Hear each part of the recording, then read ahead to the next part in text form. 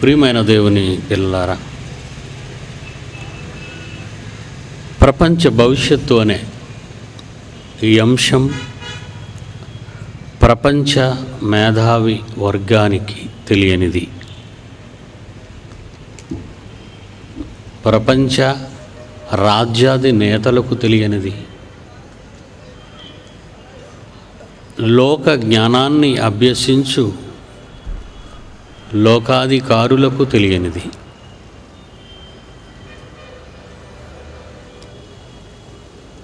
యేసు బోధించిన బోధలు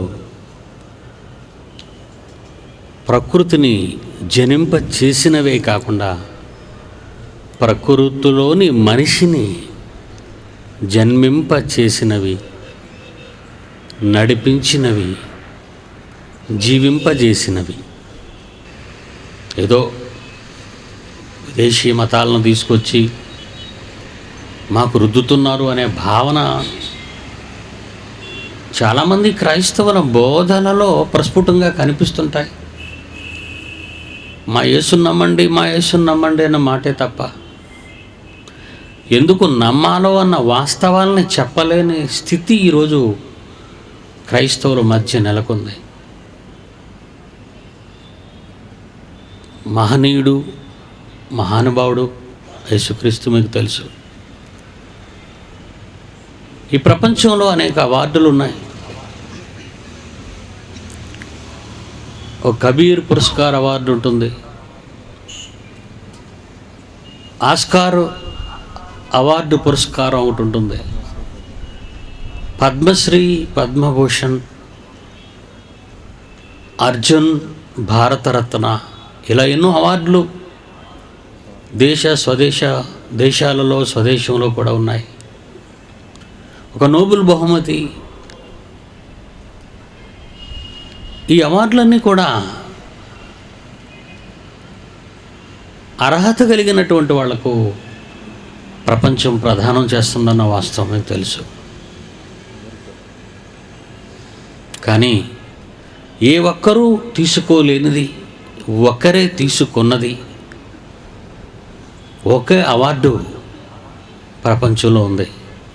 అది ఒక యేసుకు మాత్రమే దక్కింది, శకపురుషుడు. ఈ అవార్డు భవిష్యత్తులో ఇంకెవరికి రాదు. ఎవరు క్రీస్తుకు ముందటి కాలంలో ఉన్న ఎందరో మహానుభావుల జీవితాలను చదివిన ఈ ప్రపంచం వారికి కూడా ఇవ్వలేదు. కనుక యేసుక్రీస్తునంత ఈజీగా తీసేయటానికి, ఆయన గురించి చెప్పుకోవడానికి ప్రపంచ దేశాల్లో సరైనటువంటి ప్రజలకు అవగాహన లేకపోవటం, పుస్తకాలలో ఆయన గురించిన వాస్తవికతను సంతరించుకోలేకపోయాయని చెప్పచ్చు. ఎందరో శాస్త్రవేత్తలు పుట్టారు ప్రపంచ పాశ్చాత్య లేదా యూరోపియన్ కంట్రీస్లో, వెస్టర్న్ అండ్ యూరోపియన్ కంట్రీస్లో ఎందరో శాస్త్రవేత్తలు పుట్టారు. సోకాల్డ్ వాళ్ళంతా తెలివి తక్కువ వాళ్ళు, ఏమీ తెలియని వాళ్ళు అనుకుంటే పొరపాటు. ఎందుకంటే వాళ్ళంతా ఎక్కువ పర్సంటేజ్, వాళ్ళల్లో ఎక్కువ భాగం క్రైస్తవులన్న నిజాన్ని ప్రపంచం మొదటగా గుర్తించాలి. వాళ్ళంతా క్రైస్తవులేనండి. జీవ పరిణామ సిద్ధాంతాన్ని ప్రతిపాదించిన చార్లెస్ డార్విన్ ఒక క్రైస్తవ కుటుంబానికి చెందినవాడు, ఒక క్రైస్తవ కుటుంబంలో పుట్టినవాడు. ఐజక్ న్యూటన్,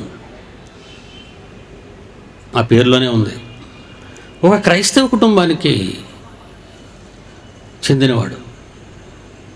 కార్ల్ మార్క్స్ ఒక క్రైస్తవ కుటుంబానికి చెందినవాడు.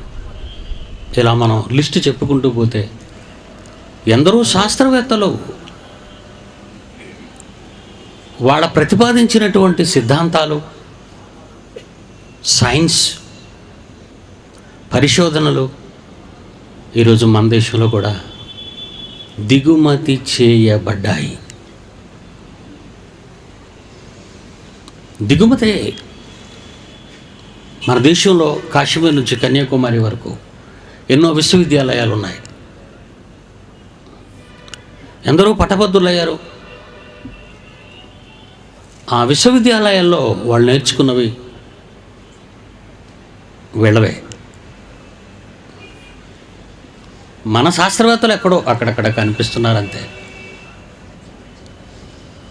కానీ పెద్ద పెద్ద మిలియనం మహనీయులు అని చెప్పుకునేటటువంటి వీళ్ళల్లో ఎక్కువ మంది క్రైస్తవ కుటుంబాలకు చెందినవారు. ప్రియులారా, ఒక విషయం మీకు చెప్తాను ఈ మీటింగ్లో. వీళ్ళంతా వాళ్ళకు పుట్టిన వాళ్ళ తెలివితేటలు ఉపయోగించి సిద్ధాంతాలు ప్రతిపాదించారని ఒకవేళ మీలో చదువుకున్న వాళ్ళు ఎవరైనా అనుకుంటే అది తప్పు అని రాత్రి మీరు మార్క్ చేయాలి. తప్పండి. రేపు టీవీ 9లో మాట్లాడబోతున్నాను. జూలై నుంచి ప్రపంచ ఒక్కొక్క శాస్త్రవేత్తను కడగబోతున్నాను. మీరు వినాలి. ఎక్కడో కర్నూలులో అండి, సరిగా వృద్ధి చెందని ప్రాంతంలో మీరేం చెప్పారు అని మీరు అనుకోకుండా ప్రపంచవ్యాప్తంగా సుమారు 2 కోట్ల మంది వినగలిగిన టీవీ 9 ప్రోగ్రాంలో భాష ఎదిగిన ప్రతి ఒక్కరికి సవాలుతో ఈ జ్ఞానాన్ని ప్రకటించబోతున్నాను. శాస్త్రవేత్తలందరినీ కూడా. ఒకవేళ ఈ శాస్త్రాలను బలపరిచే ఏ ఒక్కరైనా ప్రపంచంలో ఒకవేళ ఉంటే మీరు మెయిల్ పంపండి వాళ్ళందరికీ. సవాలు చేయండి వాళ్ళనే. యేసు ఎంత గొప్పవాడో నిరూపించి చూపిస్తాను. క్రైస్తవ్యం ఈరోజు వరకు ఏమి నేర్చుకుందంటే ఏదో 4 గోడల మధ్యకి వెళ్ళి ఒక భజన పాట పాడేసి ఒక భజన గీతం ఆలపించి అయ్యగారు 4 మాటలు విని నీ కలిగిన ఒక చిన్న కానుక అందులో పడేసి దీవిని తీసుకోవడం వెళ్ళిపోవటమే ఈ ప్రపంచ క్రైస్తవ్యానికి అలవాటైంది. వద్దండి. ప్రపంచ వ్యవస్థను బాగు చేసే లేక తీర్చిదిద్దే మహాజ్ఞానం యేసే చెప్పాడండి. ఆ యేసు మాటలే కాపీ చేశారండి వీళ్ళంతా. ఒక ఎగ్జాంపుల్ చెప్తానండి, మీరు ఏమనుకోపోతే. ఐఎమ్ ఇండియన్, ఇండియా దేశంలో పుట్టాను, ఒక భారతీయుడిని. యేసు మాటలు చిన్నప్పటి నుంచి నేను చదువుకున్నాను. నాకంతే పెద్ద ఆయన, ఈ దేశానికి స్వతంత్రం తెచ్చిన మహనీయుడు, మహాత్ముడు గాంధీ. ఆయన దేశంలో ఒక మాట పలికాడు. ఏంటంటే, నీ కుడి చెంప మీద ఎవరైనా కొడితే ఎడమ చెంప కూడా తిప్పమన్నాడు. తన్ను కాల్చిన గాడ్సేని చూసి అతన్ని చంపొద్దని చెప్పాడు. బాగా వింటున్నారుగా మీరు? మన గాంధీ గురించి మీకు బాగా తెలుసు. ప్రియులారా, భారతీయులుగా మనం అంతా ఆయన హర్షించాం, ఆయన అప్రిషియేట్ చేసాం, సంతోషించాం. చాలా మంచి మాట చెప్పారు ఆయన అని భారతీయులందరూ అనుకున్నారు. కానీ నేను అలా అనుకోలేదండి. నేనేమనుకున్నానో చెబుతాను. గాంధీ పుట్టింది 18-19 శతాబ్దాల మధ్యకాలం. ఇతనికి ముందు 1800 సంవత్సరాల కాలంలో ఇతనికి ముందు ఒక ఆయన పుట్టాడు. ఆయన ఎవరో కాదు, యేసుక్రీస్తు. అదే శకపురుషుడు. ఆయన మాట్లాడుతూ మత్తయి సువార్త 5వ అధ్యాయంలో 39వ వచనం చూస్తే మీ బైబిల్లో,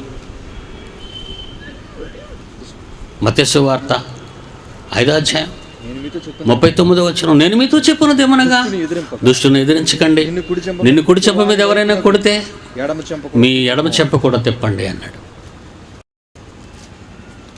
1800 సంవత్సరాలకు పూర్వం గాంధీ మహనీయుడు చెప్పకముందు, మహాత్మా గాంధీ ఈ మాట చెప్పకముందు 1800 సంవత్సరాల క్రితమే బైబిల్లో రాయబడిన సంగతిని మీరు చూస్తున్నారు. ఏమంటే అసలు ఈ మాట చెప్పడానికి ఏమైనా కారణం ఉందా? రీజన్ ఏమైనా ఉందా అని మనం ఆలోచిస్తే ఉందండి. గాంధీ గారు ఆక్స్ఫర్డ్ యూనివర్సిటీలో చదువుకున్నారు, బారెట్లా. మన గాంధీ గారు ఇంగ్లాండ్ వెళ్ళారు, లా చేశారు. ఆయన ఆక్స్ఫర్డ్ యూనివర్సిటీలో.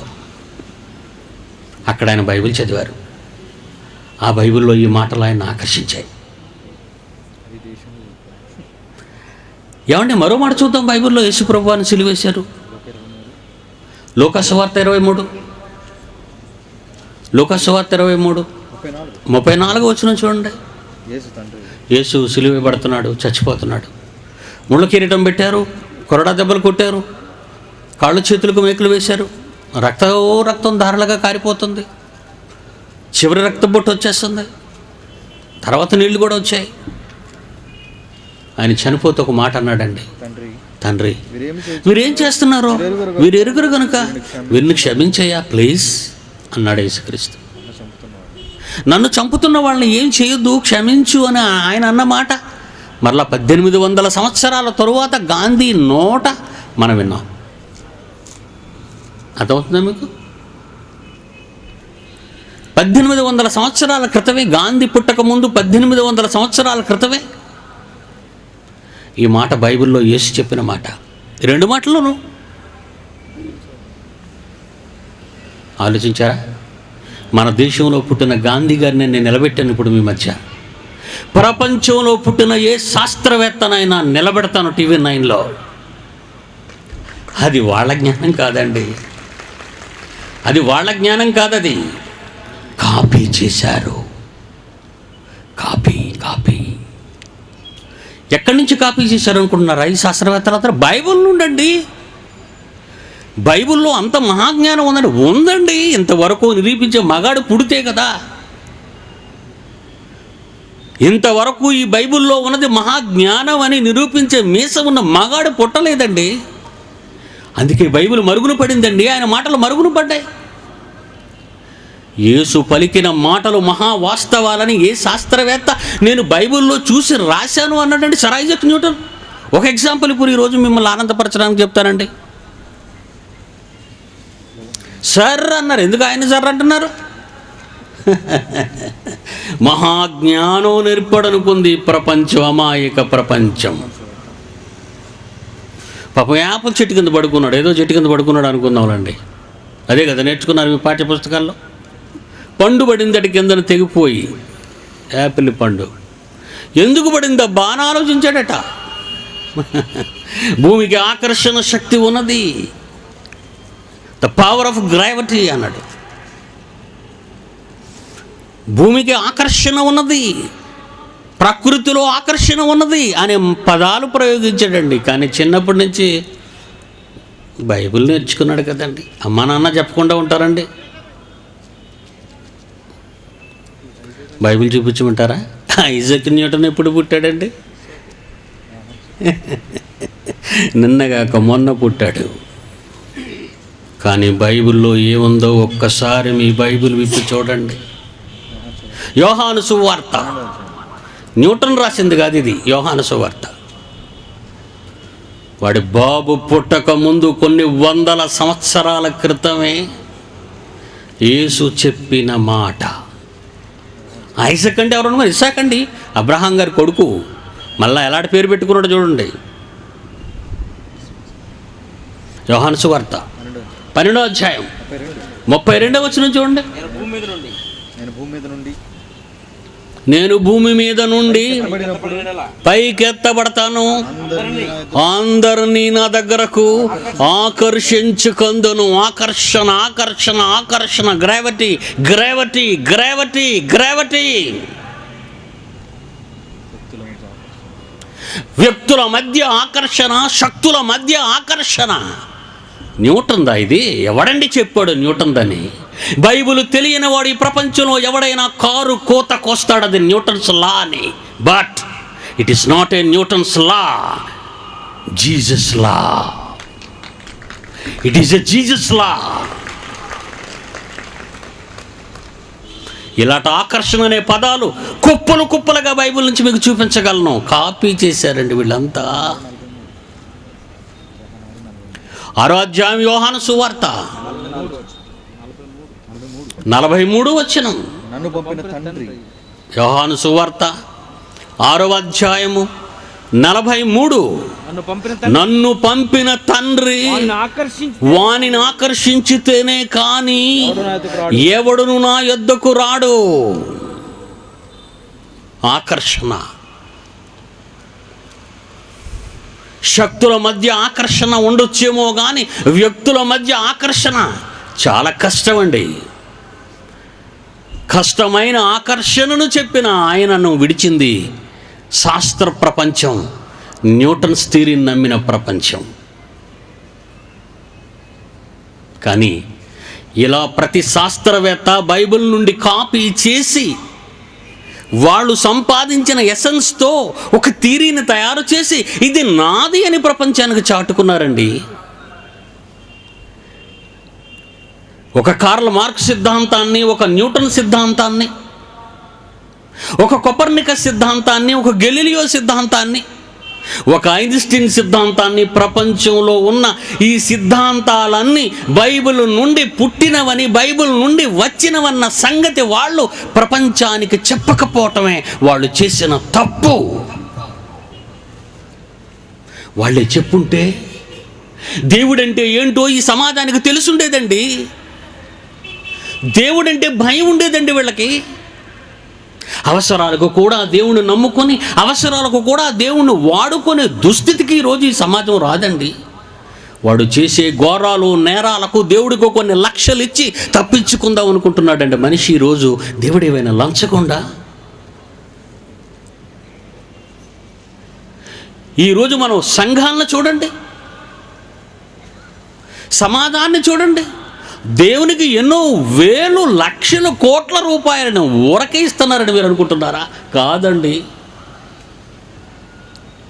అవసరాలు తీర్చేవాడు, ఆపదల నుండి తప్పించేవాడు అని దేవుణ్ణి ఒక లంచగొండిగా ఆలోచించాడండి. ఎంత ఇచ్చేస్తే అతను సైలెంట్ అయిపోయి నన్ను కాపాడేస్తాడు అని.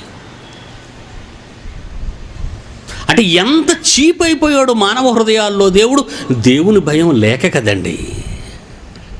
బైబిల్ని కాపీ చేసిన శాస్త్రవేత్తలు చెప్పిన సిద్ధాంతాలను ఈ దేశం ఇంపోర్ట్ చేసుకొని విశ్వవిద్యాలయాల్లో పాఠాలుగా బోధిస్తుంటే, వాళ్ళు బోధించిన పాఠాలకు సూత్రధారులైన శాస్త్రవేత్తలను ఈ సమాజం నమ్మిందే కానీ వాళ్ళు కాపీ చేసిన మహాజ్ఞానం యేసు మాటలని ఎప్పుడండి ప్రపంచం తెలుసుకుంటుంది? విదేశీ మతం అంటున్నారు, విదేశీ మాటలు అంటున్నారండి. విదేశీ చొక్కాలు తెచ్చుకుంటున్నావు, విదేశీ నాగరికత నేర్చుకుంటున్నావు, విదేశీ బట్టలు కట్టుకుంటున్నావు. భారతదేశ సాంప్రదాయ నాగరికతలను మంట గలుపుతున్న ఈరోజు ఈ భారతీయులు కదా. ఎందుకండి పబ్బలు అర్ధరాత్రి వరకు జీన్ ప్యాంట్లు వేసుకొని ఆడపిల్లలు రోడ్ల మీద తిరగాల అండి? అన్కల్చర్డ్. విదేశీ జ్ఞానం కోసం, విదేశీ కల్చర్ కోసం అరులు చేసి ఈరోజు ఈ మంచి సాంప్రదాయం ఉన్న ఈ దేశం కూడా కలుషితమైపోతుందండి. యేసు నెరిగిన వారికే జ్ఞానం లేదు ఆ దేశాలలో ఉన్న వాళ్ళకి, తెలుగు తక్కువ దద్దమ్మలు. ఈ దేశంలో ఉన్న భారతీయులను కూడా చెరుస్తున్నారండి వాళ్ళు వచ్చి. సాంప్రదాయ సిద్ధాంతాలతో ఎంతో మంచి నాగరికతను సంతరించుకున్న దేశం అండి మనది. అలాంటి దేశంలో చీడపురుగులు పుట్టి యేసు మాటల్లో ఇంపోర్ట్ అనుకుంటున్నారు వాళ్ళండి. ఒక ఇంపోర్ట్ వాచి కావాలి విదేశస్తుడు, ఎంగిలి వాచి. ఒక ఇంపోర్ట్ పెన్ను కావాలి, ఒక ఇంపోర్ట్ షర్ట్ కావాలి. యేసు మాటలు వద్దా? వద్దా నీకు, అది ఇంపోర్ట్ అంటున్నాడు. మరలా అది విదేశీ మతం అని ముద్ర వేశాడు. ఎంత తెలుగు తక్కువ వాడండి. విదేశీ జ్ఞానాన్ని ఎరువు తెచ్చుకున్న నీవు వాళ్ళని మించిన మహాజ్ఞానం చెప్పిన యేసు మాటలను విదేశీ మాటలు అనడం తప్పు నాయన, తప్పు.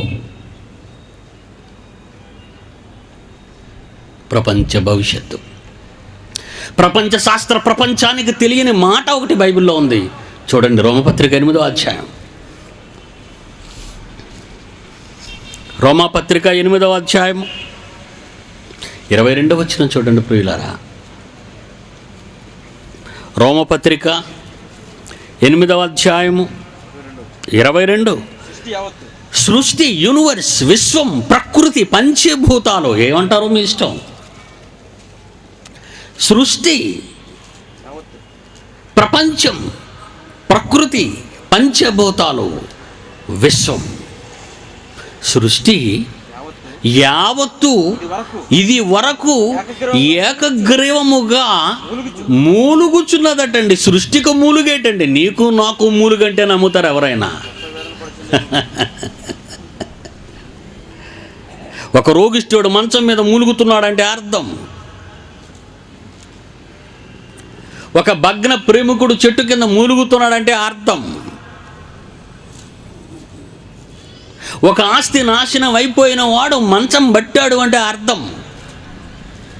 పిల్లలు లేకపోతే మూలుగడం అర్థం. ఆ పిల్లలు చెడిపోతే మూలుగుతుంటే అర్థం.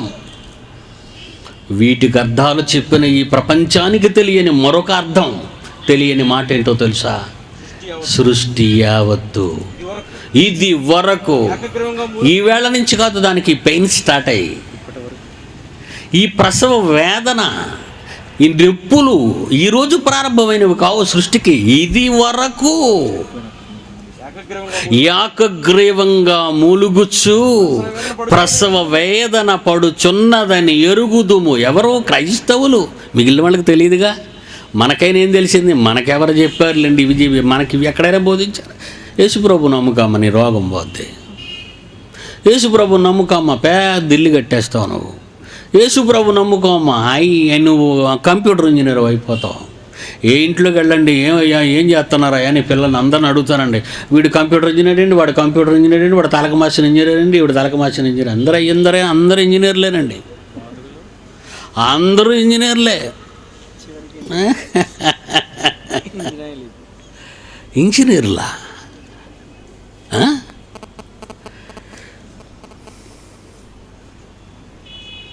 ఇది వరకు ఏకగ్రీవముగా మూలుగుచున్నది ఎందుకు? అందరూ డాక్టర్లు అయ్యారు, అందరూ ఇంజనీర్లు అయ్యారు, అందరూ రాజకీయ నాయకులు అయ్యారు, అందరూ మంత్రులు అయ్యారు, అందరూ దేశోద్ధారకులు, సమాజోద్ధారకులు. కానీ సమాజం చెడిపోతుంది. మావాడండి ఒకడు అమెరికాలో ఉన్నాడండి, మావాడు ఒకడు ఆస్ట్రేలియాలో ఉన్నాడండి, అమ్మాయి ఏమో గ్రీన్లాండ్లో ఉన్నాడంటాడు. మా కుటుంబం అంతా నరకానికి పోతామండి. ఏమండి? సృష్టి ఎందుకు మూలుగుతుందో సమాజానికి అర్థమైందా? దాని మూలుగు ఎలా ఉంటుందో తెలుసా? నీ మూలుగు వింటేనే మాకు నిద్ర పట్టదు పక్కన పడుకుంటే. ఇంట్లో ఉన్న ఒకరు మూలుగితేనే ఎందుకే బాబు అలా మూలుగుతున్నావు మాకు నిద్ర పట్టకుండా అని బాధపడతామే. సృష్టి మూలుగుతుందన్న సంగతి ప్రపంచంలో ఎవ్వరికి తెలుసు? ఎవరికండి తెలుసు? సృష్టి మూలుగుతుందట. ఇది వరకటి నుంచి ఏకగ్రీవంగా, మనందులో స్టాప్ లేదు, నాన్ స్టాప్గా మూలుగుతుందటండి. సృష్టికి ఏమొచ్చింది? పోయే కాలం. ఎవరి వలన? మన వలనే. ఎందుకంటే ఒకడు ఇంజనీరు, ఒకడు డాక్టరు, ఒకడు మంత్రి, ఒకడు నక్సలైటు, ఒకడు ఉగ్రవాది. ఎవరు బాగుపడుతున్నారు ఈ సమాజంలో చెప్పండి? క్రైస్తవ కుటుంబంలో ఒక సంఘ కాపరిని అడిగితే, ఏంటయ్యా నీ పిల్లల సంగతి ఏంటంటే, దేవుడు మా పిల్లలందరినీ దీవించేసాడండి. ఎలాగా? ఒకడు ఇంజనీరు, ఒకడు డాక్టర్, ఒకడు ఐఏఎస్, ఒకడు ఐపీఎస్. అవునండి. పాస్టర్ ఏమంటాడు? దేవుడు మీ కుటుంబాన్ని ఎత్తి పట్టుకున్నాడమ్మా అంటాడు. ఎక్కడికి? ఎత్తేయటానికి. దేవుని యొక్క మహాజ్ఞాన గ్రంథం బైబిల్లో మహావిజ్ఞానపు సంగతులు వ్రాయబడితే వాటిని నేర్చుకోలేని నీవు నేర్పించని నీ పిల్లలకు నిన్నెందుకు భరించాలి ప్రకృతి? ఎవరి కోసం ఈ గాలి, ఎవరి కోసం ఈ నింగి, ఎవరి కోసం ఈ నీళ్లు, పంచభూతాలు ఎవరి కోసం? నీ కోసమే కదా బిడ్డ. వీటన్నిటినీ జీవితాంతం అనుభవిస్తూ నేల సారాన్ని, ప్రకృతి సారాన్ని తింటున్న నీవు ఎవరి కోసం బ్రతుకుతున్నావు? ఇదేనా నీ చరిత్ర? ఇదేనా నీ చరిత్ర? 3 ఏండ్ల నుండి అంజూరపు చెట్టును పండ్లు వెతుకుచున్నానయ్యా. ఓ ఎదుగుతున్నారు, లేవండి, ఏం చేద్దాం, పోతే పోద్ది, మరి లేవు, మరి వెయిట్ చేయండి, ఇంకొక 3 ఏళ్ళు అన్నాడు ఆయన. అలా అనకుండా ఆయన ఒక మాట అన్నాడండి లూకా సువార్త 13వ అధ్యాయంలో.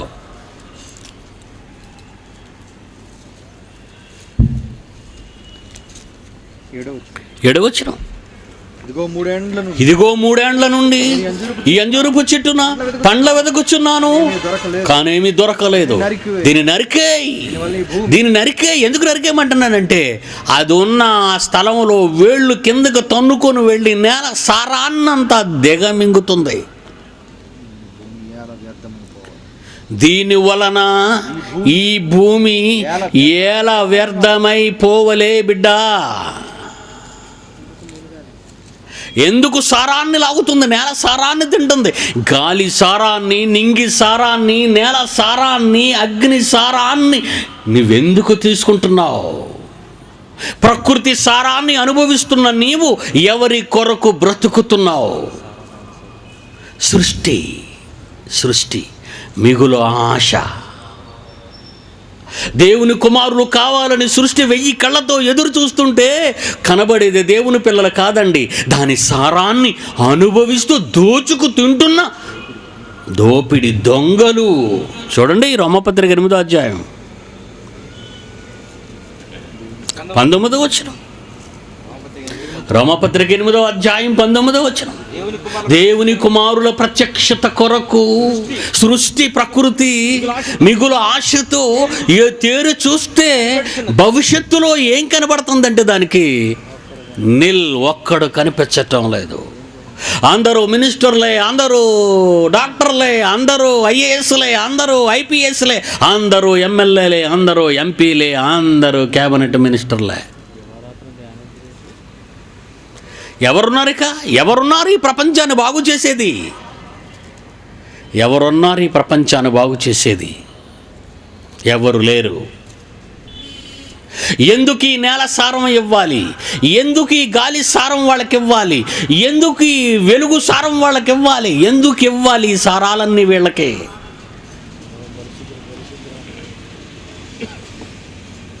తండ్రి, మా సారమంతా వీళ్ళు తినేస్తున్నారు దేవా.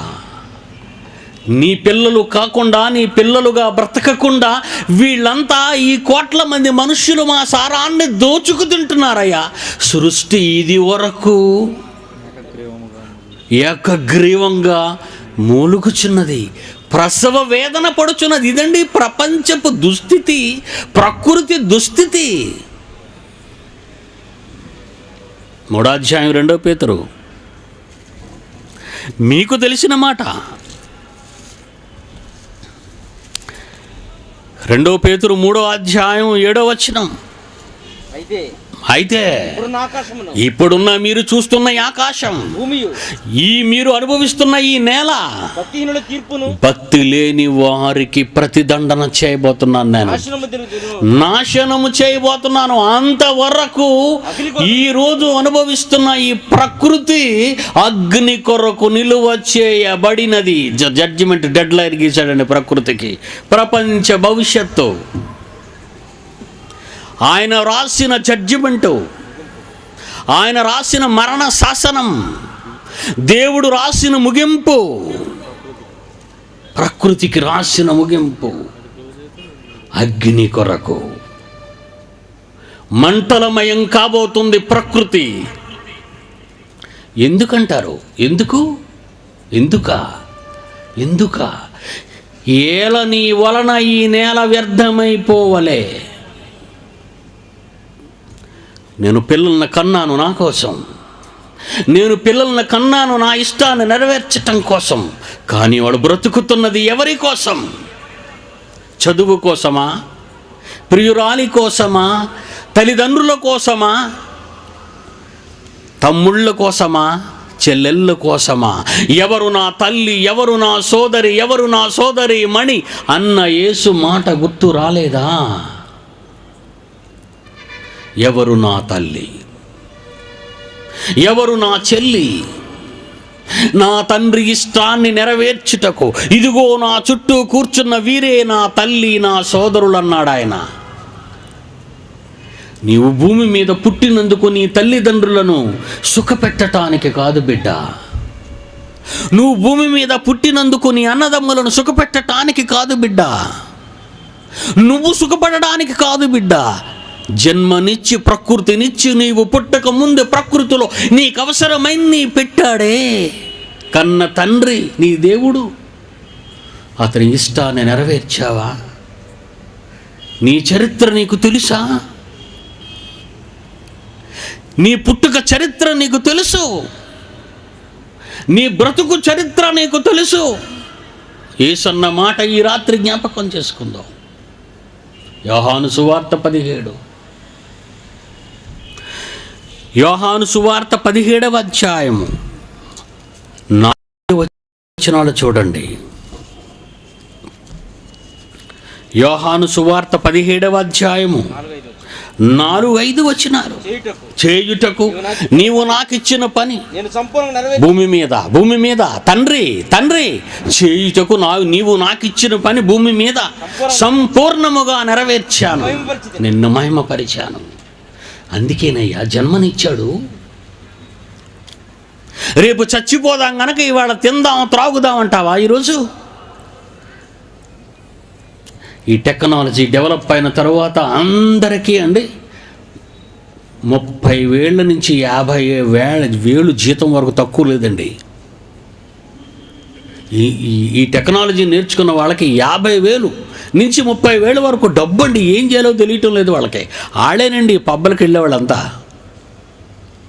ఆడామగా తేడా లేదు వీళ్ళకి. వీళ్ళ దగ్గరికి వెళ్ళి మీరు ఏమైనా దేవుని గురించి ఒక మాట అంటే, ఎయిడ్స్ వచ్చినంత వరకు తిరుగుతాను, ఎయిడ్స్ వస్తే కెరసోని పోసుకొని చచ్చిపోతాను అన్నాడు ఒక దరిద్రుడు. అంటే సుఖపడడానికి పుట్టావురా, నీకు ఆత్మజ్ఞానం లేదురా, భవిష్యత్తు తెలియదురా నీకు. అరే నీ భవిష్యత్తు బాగుండాలని నీ కన్న తల్లిదండ్రులు నిన్ను ఎంతటి వాడిని చేస్తే ఎయిడ్స్ వచ్చినంత వరకు తిరిగి చేస్తావా నువ్వు? చెడిపోవడానికి పుట్టావురా నీవు? నీ దిక్కుమాలిన 50,000 రూపాయల జీతం కోసం నీ బ్రతుకునేందుకురా అన్యాయం చేసుకుంటున్నావు. నీవు నేర్చుకున్న మాట ఎంగిలి జ్ఞానం రా. ఈ ప్రకృతిలో ఉన్నది 60 ఏళ్ల జీవితంలో నువ్వు నేర్చుకున్నది నీ కడుపు జానడి పొట్టను నింపుకునే జ్ఞానం రా. అది వద్దు నీకో. ఈరోజు ఈ ప్రపంచం చెడిపోవడానికి కారణం అదే, ఈ లోక జ్ఞానం. వచ్చిన డబ్బును ఎలా ఖర్చు పెట్టాలో, డబ్బు లేకపోతే ఎలా దోపిడీ చెయ్యాలో నేర్చుకున్నావు ఈ సమాజంలో. అందుకే దేవుని భీతి లేదు, నీ బ్రతుకుకు ఒక గమ్యం లేదు, నీ జీవితానికి ఒక చరిత్ర లేదు. నీవు పుట్టక ముందు చరిత్ర, నీవు పుట్టిన తరువాత చరిత్ర, నువ్వు చచ్చాక చరిత్ర. నీ కళ్ళ ముందు చచ్చిపోయే నేలలో గింజ మొలకెత్తుతుందరా, ఆ చరిత్ర నీకు తెలియదా? బోటనీలో నీకు నేర్పించలేదా? అవన్నీ వదిలే ప్రకృతిలో నువ్వు నేర్చుకోలేదా? నీ కళ్ళ ముందు కనబడటం లేదా? ఒక విత్తనం నేలలో పడి చచ్చి బ్రతుకుతుంది అంటే నీకు బ్రతుకు లేదన్నది ఎవడురా? అన్నది వాడెవడో పిచ్చివాడు. మరో బ్రతుకు లేదంటే నువ్వు పిచ్చివాడవి. తాగి తొందనాలాడడం కాదు, డబ్బుందరు విచ్చలవిడిగా సమాజంలో ఇంకొకరిని చెడపడానికి కాదు, బుద్ధిగా బ్రతుకు. నీ చరిత్ర నీకు అర్థం కావటం లేదు. యేసంటున్నాడు, చేయుటకు నీవు నాకిచ్చిన పని నేను సంపూర్ణముగా నెరవేర్చి భూమి మీద నిన్ను మహిమపరిచాను తండ్రి. లోకాలు పుట్టక ముందు, ఈ లోకాలు ఈ ప్రపంచము విశ్వమే లేనప్పుడు నీ దగ్గర నాకు చరిత్ర ఉంది. జాగ్రత్తగా చూడండి అబ్బదం. ప్రకృతిలో పుట్టి ప్రకృతిలో వచ్చిన జ్ఞానాన్ని నేర్చుకుని నీవు ప్రకృతి ఒడిలో దేవుడు నిన్ను పెట్టి అవసరమైనవన్నీ ప్రకృతిలో పెట్టి తల్లి ఒడిలో పండుకొని తల్లి రొమ్ము పాలు తాగి ఆదమరచి నిద్రపోతున్న మనిషి, ఈ ప్రకృతి నీకు పాలిచ్చి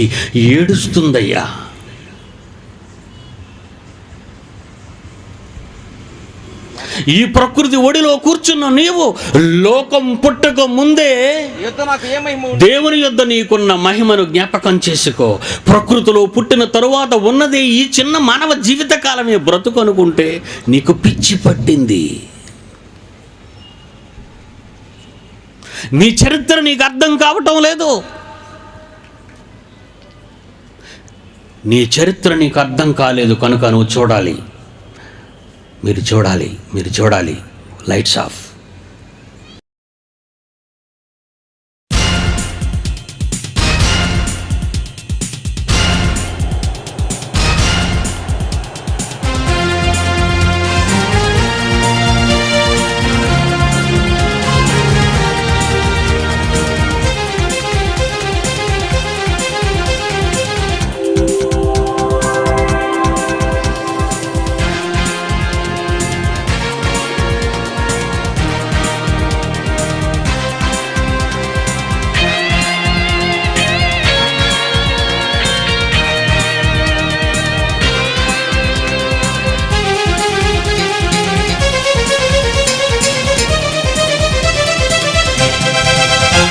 ప్రతి మనిషికి చరిత్ర ఉంది, బైబిలే దాన్ని తెలుపుతుంది.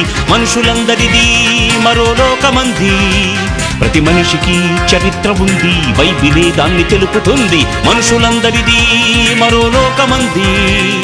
జీవ గ్రంథంలో జ్ఞానముంది, శాస్త్రవేత్త తలదించుతుంది. చదువుతానంటే చరిత్ర ఉంది, అది సకల శాస్త్రాలను అధిగమించినది బైబిలు. అది సకల శాస్త్రాలను అధిగమించినది బైబిలు. ప్రతి మనిషికి చరిత్ర ఉంది, బైబిలే దాన్ని తెలుపుతుంది. మనుషులందరిది మరో లోకమంది. ప్రతి మనిషికి చరిత్ర ఉంది, బైబిలే దాన్ని తెలుపుతుంది. మనుషులందరిది మరో లోకమంది.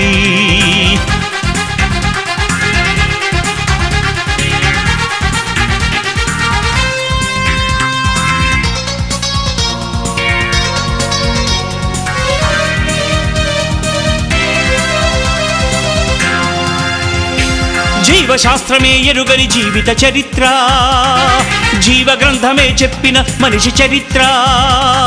జీవశాస్త్రమే ఎరుగని జీవిత చరిత్ర, జీవ గ్రంథమే చెప్పిన మనిషి చరిత్ర. ప్రతి మనిషి ఈ భూమిపై ఒక మనిషి నుండి పుట్టాడని చెప్పింది. ప్రతి మనిషి ఈ భూమిపై ఒక మనిషి నుండి పుట్టాడని చెప్పింది.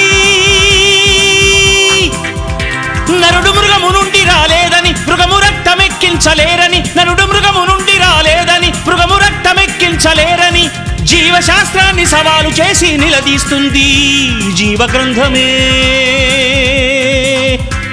అది సకల శాస్త్రాలను అధిగమించినది బైబిలు. అది సకల శాస్త్రాలను అధిగమించినది బైబిలు. అది సకల శాస్త్రాలను అధిగమించినది బైబిలు. అది సకల శాస్త్రాలను అధిగమించినది బైబిలు. ప్రతి మనిషికి చరిత్ర ఉంది, బైబిలే దాన్ని తెలుపుతుంది. మనుషులందరిది మరో లోకమంది.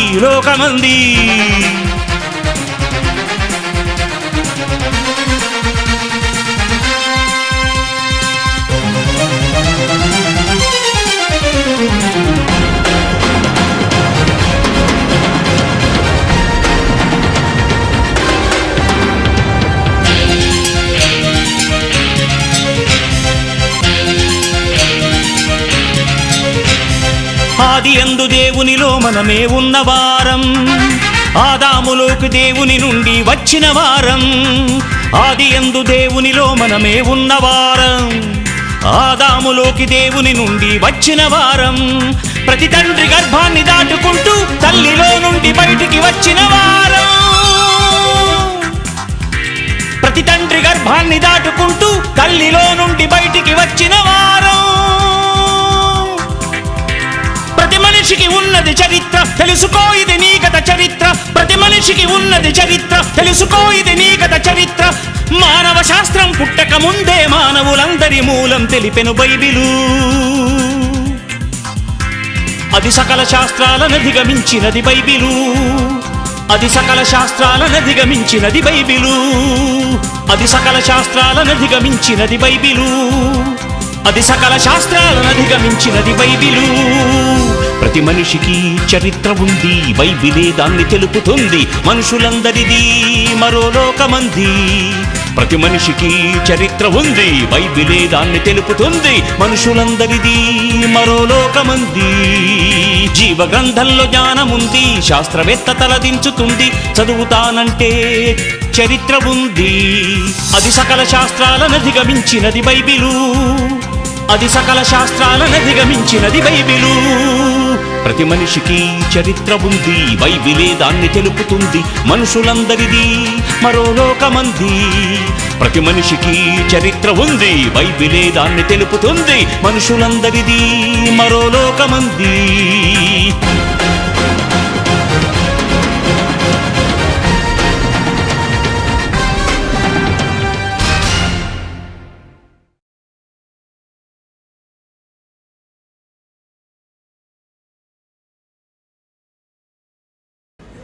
యోబు గ్రంథం 38వ అధ్యాయం. యోబు గ్రంథం 38వ అధ్యాయం 33వ వచనం. ఒక్కసారి ప్రపంచానికి దేవుడు ఏం చెబుతున్నాడో చూడండి. అక్కడ ఒకవేళ నువ్వు జ్ఞానివైతే, మహాజ్ఞానివైతే ఆలోచించి దీనికి జవాబు చెప్పాలి. ఈ శాస్త్ర ప్రపంచం ఆకాశ మండలపు కట్టడలను నీ వెరుగుదువా? కనిపిస్తున్న అనంతమైన ఆకాశం ఉంది పైన. అక్కడ ఎన్నో రూల్స్ అండ్ రెగ్యులేషన్స్ ఉన్నాయి. భూమి మీద మనుష్యులలో ఉన్న రూల్స్ అక్రమము, రూల్స్ దాటిపోయినట్టుగా అవి దాటటం లేదు. భద్రతకు ఎన్నో రూల్స్ పెట్టారు, అన్ని రూల్స్ని అతిక్రమిస్తున్నారు. మనిషి సంఘజీవి కనుక సమాజంలో ఒక ఉన్నతమైన వ్యక్తిగా ఎదగాలని న్యాయ శాస్త్రాన్ని రాశారు, వాటిని అతిక్రమిస్తున్నారు.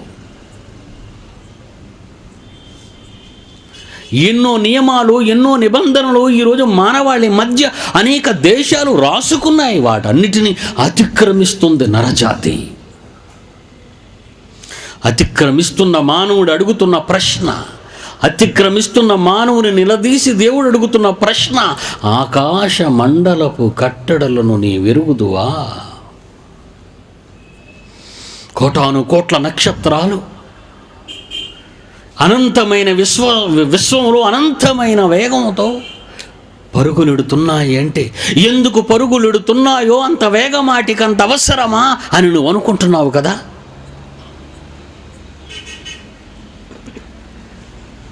పాలపుంత నక్షత్ర మండలంలోని సూర్య కుటుంబంలో గ్రహాలు తిరుగుతున్నాయి అంటే ఎందుకు తిరుగుతున్నాయో అన్నది ఆ కట్టడ, ఆకాశపు కట్టడ అసలు నీకు తెలుసా? ఆకాశ మండలపు కట్టడలు నీ వెరుగుదవా అని ఒక మాట అడిగాడు. భూమి మీద నువ్వు ఉన్నావు గనుక, భూమి మీద నేనున్నాను గనుక మనిషిని దేవుడు అడుగుతున్న ప్రశ్న ఏంటో తెలుసా? దానికి ఆకాశములో ఉన్న కట్టడలు వాటికి, లేక ఆకాశములో ఉన్న వాటికి, ఆకాశమంతటికి, దానికి, భూమి మీద గల ప్రభుత్వం, గవర్నమెంట్, భూమి మీద గల ప్రభుత్వమును నీవు స్థాపించగలవా? అంటే ఇక్కడ ఏం మనకు అర్థమవుతుందండి? విశ్వం అంతటికి భూమి కేంద్ర స్థానం. క్రీస్తు పూర్వం 1400 సంవత్సరాల క్రితం, అరిస్టాటిల్ పుట్టక ముందు, అరిస్టాటిల్ ఎప్పుడండి పుట్టాడు? క్రీస్తు పూర్వం 300లో కదా. క్రీస్తు పూర్వం 1400 సంవత్సరాల క్రితమే విశ్వమంతటికి కేంద్ర స్థానం, కేంద్ర బిందువు భూమిని, భూమి మీద విశ్వమంతటికి ప్రభుత్వం ఉన్నదని, అసలు భూమి మీదే ఎందుకు ఉన్నది అని అనుకుంటే నీకోసమే ఉన్నదని, నీకోసమే ఈ ప్రభుత్వం ఉన్నదని నీ వెరిగితే నీవు చెడిన క్షణం ప్రపంచ భవిష్యత్తు నాశనం అయిపోతుంది. బిన్ లాడెన్ టవర్స్ని కూల్చక ముందండి 4 సంవత్సరాల ముందు అదే టవర్స్ కింద వాడు బాంబులను పేల్చాడు బిన్ లాడెన్. కానీ పడలేదండి, టవర్స్ కూలలేదు. మరలా డార్కులోకి వెళ్ళిపోయాడు. 4 సంవత్సరాలు పథకాన్ని రూపొందించాడు. ఎక్కడ కొడితే టవర్స్ కూలుతాయో, ఎన్ని వేల గేలన్లు గ్యాస్ వైట్ పెట్రోల్ మండితే 110 అంతస్తులు 100 అంతస్తులు గల ఈ 2 బిల్డింగ్స్ కూలిపోతాయో 4 సంవత్సరాలు పథకం వేసాడండి WTC టవర్స్. ఆ పథకం ఫలితమే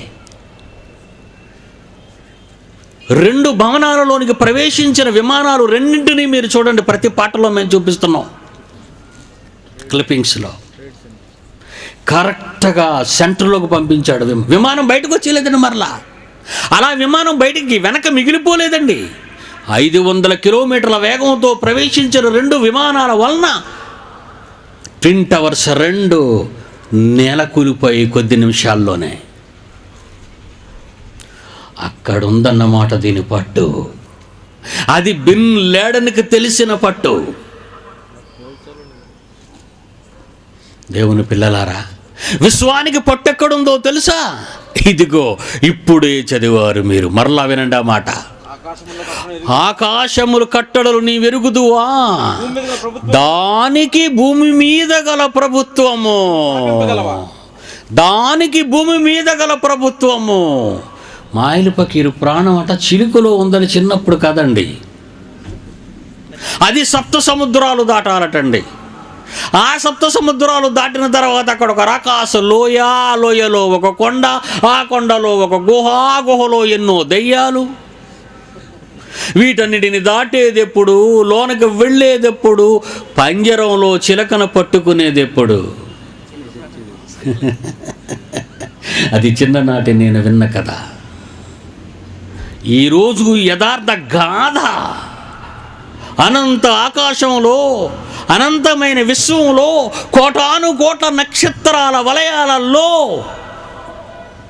పాలపుంత నక్షత్ర మండలంలో, సూర్య కుటుంబంలో ఉన్న ఈ చిన్న భూమండలం, భూమి మీద ఉన్న దేవుని కుమారుని వైభవం. అంటే విశ్వానికి పట్టు చిలక నువ్వే బిడ్డ.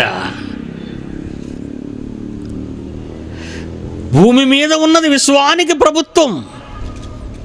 ఆ భూమి ఉన్నది నీకన్ని కోరికలు తీర్చటానికి.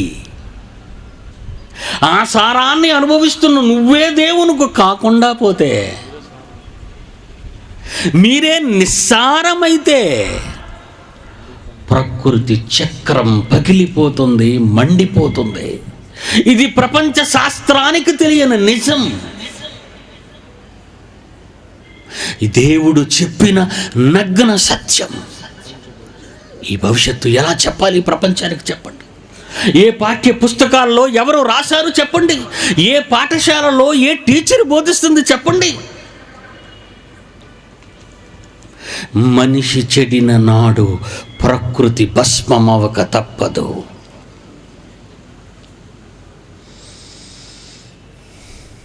ప్రార్థన చేసుకుందాం. కళ్ళు మూసుకోండి. ప్రేమ కలిగిన మా తండ్రి, విశ్వరహస్య కారణం మానవ జీవితం అన్న తొలి మాట ఈ రాత్రి చివరిలో మీ పిల్లల మదిలో పెట్టాను. భూమి మీద ప్రతి మనిషి కారణ జన్ముడుగా, చరిత్ర కలిగిన వానిగా, మీ కొరకే పుట్టిన వానిగా, మీ కొరకు రావలసిన వానిగా ఉండవలసిన ఈ ప్రకృతిలోని నరజాతి విధ్వంసక చర్యలతో ప్రకృతి వినాశనానికి నాంది పలుకుతుంది. ప్రపంచ శాస్త్రాలకు తెలియని ఈ నిజాన్ని, ప్రపంచ మానవాళి ఎరుగని ఈ మహా సత్యాన్ని మీ పిల్లలకు రంగరించి మదిలో వంపుతున్నాను. వ్యవస్థ మారాలి, సమాజం మారాలి, మానవ హృదయం మారాలి, దైవత్వం రావాలి. మీ పిల్లలను దీవించండి. యేసునామాన్ని ప్రార్థన అడుగుచున్నాము తండ్రి, ఆమేన్. మన తండ్రిన దేవుని ప్రేమ, కుమారుడైన యేసుక్రీస్తు వారి కృప, పరిశుద్ధాత్మ దేవుని యొక్క అన్యోన్య సహవాసం సదాకాలం మనందరికీ తోడై నడిపించును గాక. ఆమేన్.